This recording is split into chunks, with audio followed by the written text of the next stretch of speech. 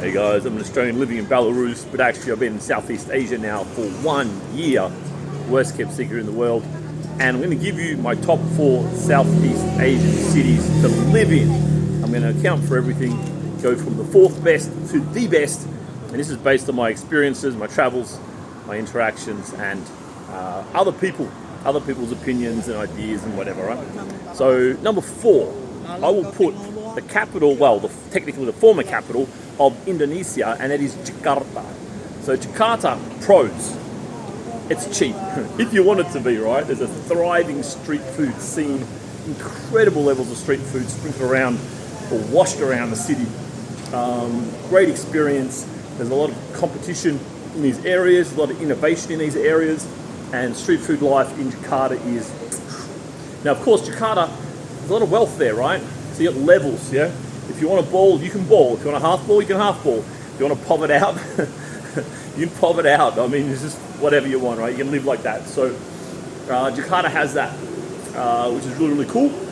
Jakarta has a personality. It has a bit of a vibe, has a bit of a heartbeat, you know?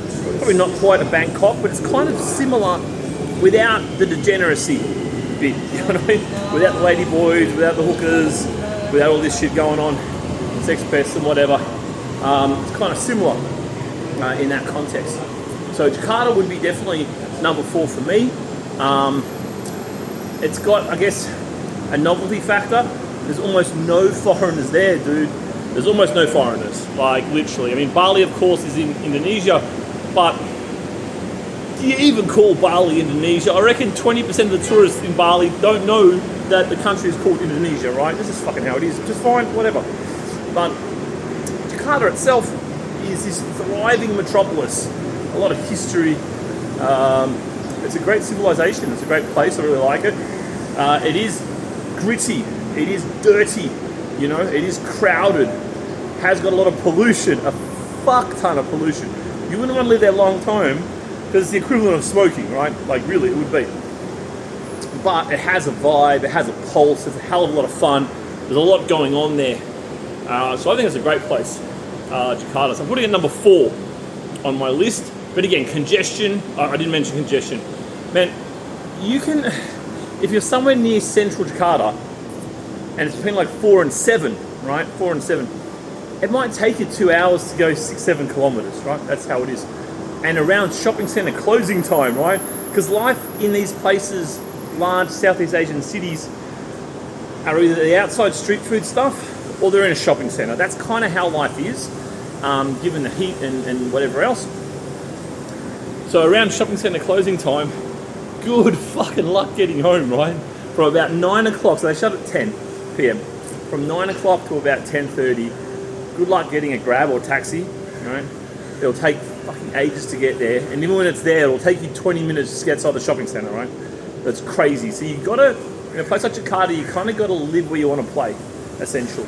Visas are pretty easy. You can get a 2-month visa, extend it twice, then do a bounce, come back in again. So visas are pretty straightforward. You get a 1-monther bounce, 1 month extend once for 2 months in total.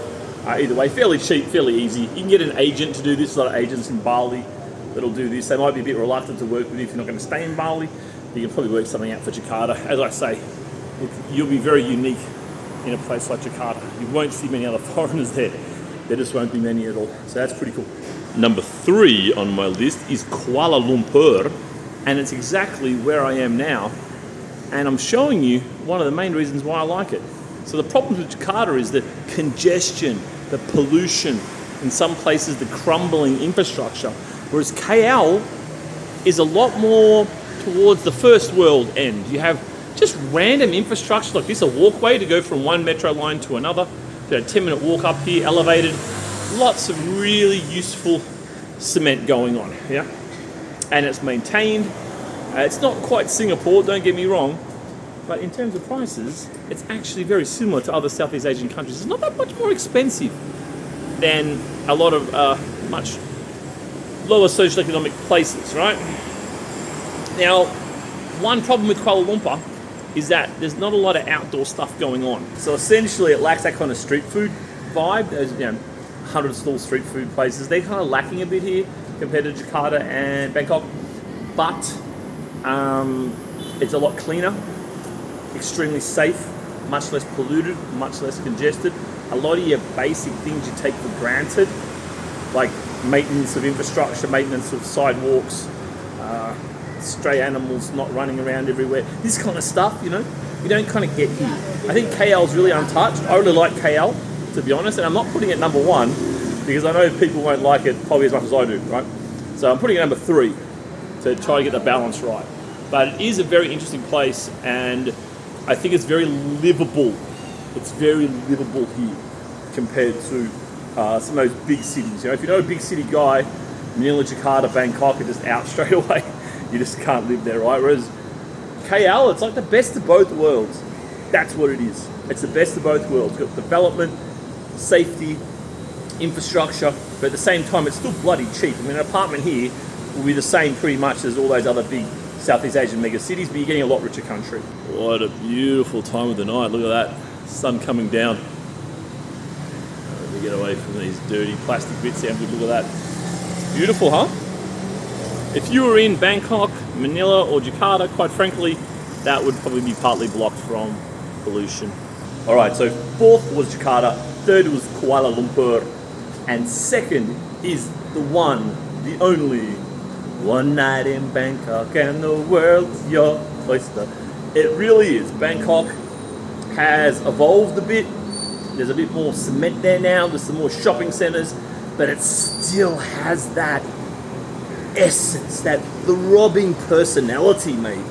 Bangkok has that. You can just live a crazy life there. It's a crazy place. It's got everything it's always had, just a bit more cement, as I say now. It's incredible. From the street food to the bars, the nightlife. It is pumping. It's pumping. With a bit more infrastructure now as well, it's easier to get around than before. However, just to be realistic, there's a lot of fucking pollution. There's a lot of traffic jams. Again, if you want to get somewhere during important parts of the day, key parts of the day where there's a lot of traffic, good luck. You know what I mean? And also long term, again, I think there was a study put out that living in Bangkok is the equivalent of smoking, I think it was a pack of cigarettes a day, and will decrease your lifespan by an average of 14 years. So yeah, probably not the best place to live forever, but it is thriving. It is thriving. One of those rare cities around the world, probably about 10 or 15 of them, that just have everything. And Bangkok's one of those places. Lots of foreigners there. That's one thing. Well, it depends what you value, right? If you want to have a lot of mates and stuff, and a lot of other dudes rocking around that you hang out with, Bangkok's going to have that more than Jakarta or Kuala Lumpur. But the guys are going to be mainly sex pests, right? So probably in and out, sex tourists, this kind of stuff. In a place like Bangkok, you know, it was Kuala Lumpur here, there's more normal dudes that just live here and whatever, right? So it depends kind of what you want. Jakarta, same thing. You'll probably get more normal dudes that are there for work or whatever, rather than young guys doing 2-week trips to Bangkok, or some of the older guys that just kind of sit in the bars all day and drink a lot of piss. Now, I'm being a bit judgmental, but I'm just saying on average that's kind of what you tend to find, right? And I think in Bangkok you'll find lots of people, man. Bangkok will have a wide range nowadays. That's for absolute sure and certain. So you may be asking, what is number 1, Benjamin? What is number 1? Well, I've touched on Indonesia already. I've touched on Thailand already. I haven't touched on Philippines. Touched on Malaysia. Am I going to say Singapore? Too expensive, man. It's more expensive than the West. Like, why would you move somewhere more expensive than the West? Philippines, definitely not. Philippines just has a real issue around infrastructure and functionality of basic services, basic supply chains failing around the Philippines all the time. Massive congestion problems. So, my favorite is somewhere that ticks almost every box. It doesn't have that big stinky pollution, right? It has all the city amenities, but it feels like a village, right? It feels like a village. It's decentralized. Man, this shopping center life, I fucking hate shopping centers, to be honest. I hate the places. They're good for the AC, right? You want a bit of AC action, but I don't want to walk around looking at fucking H&M, another fucking Zara, another H&M, another Starbucks. Like, really? It's fucking, this is shit. It's really shit. But they're good for AC. But Vietnam has this decentralized thing about it, especially Da Nang. Da Nang has the beach. Da Nang is incredibly cheap. The food is high quality, both local and foreign. It's not too congested. The air is clean in Da Nang. It has a villagey vibe. It has all the amenities. Da Nang is my absolute number one. Did I mention the beach? Has the beach. Lots of tourists, lots of locals, lots of medium-term stays, digital nomads. If you're Russian speaking, lots of Ruski Ludi. I put Da Nang number one. If I was just living a life open-ended without a goal, Da Nang would be the place I'd stay. For dating, okay, not as good. Like, yeah, you get some foreign girls, but it's a bit of a cockfest there, quite frankly. Probably like 4 foreign dudes to 1 foreign girl, something like that. So you'll probably give that up. But you'll meet a lot of interesting dudes who are doing interesting stuff, a lot of good networking, and make some good kind of bromances in a place like Da Nang. Local girls, look, they're not as open. They're not really don't really speak much English as well. There's not a lot there. There's not a lot of crossover, you know. Whereas compared to Thailand, geez, every second white guy has a little Thai girl under his arm. Whereas Vietnam doesn't happen. But it's okay, man. It's okay because it's such a fucking good place. So don't worry about that shit. Live a good life. Da Nang absolutely kills it. But wait, did I mention how cheap it is? Now, of course, these things change. These things change. There's a construction boom there. There's hammering and drilling on every corner, almost. And it's just so cheap. I mean, you can get an apartment that's pretty decent for like $250, $300 a week. Per month. You can get something balling for like $800, $900 or $1,000. It might cost you $4,000 in a bigger city, you know. It really has it all. And also the lifestyle. That's the one thing I've got to tell you. Lifestyle, and this is why I really choose it. The outdoor cafe, the outdoor eating lifestyle. The banh mi vans everywhere. The coffee's exceptionally high quality. The varieties of coffees and cafes are amazing. There's cafes every fucking block. There's cafes. There's a cafe culture. Yeah. So here, Malaysia, for example, there's no cafe culture, mate.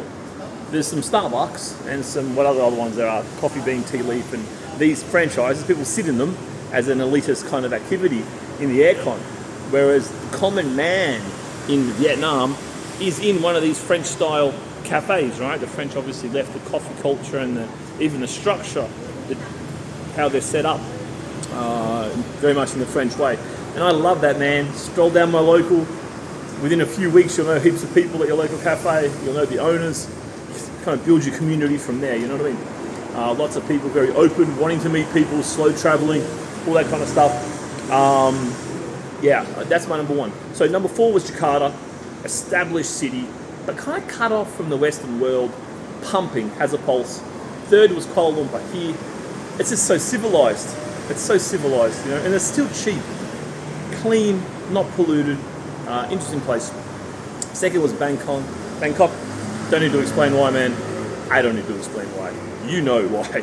Bangkok has a pulse. Bangkok is this thriving metropolis with so much to do and such a rich history. And it's still got its magic touch, right? And then first would be Da Nang, as I say, Da Nang. Now, I'm sure there's other ones that are around, smaller towns, ones off the map that are also really kick-ass. But I'm just sticking to the major ones that you're going to know. The major ones that have a lot of options you can kind of settle into. So I hope you enjoyed this video. Let me know your thoughts.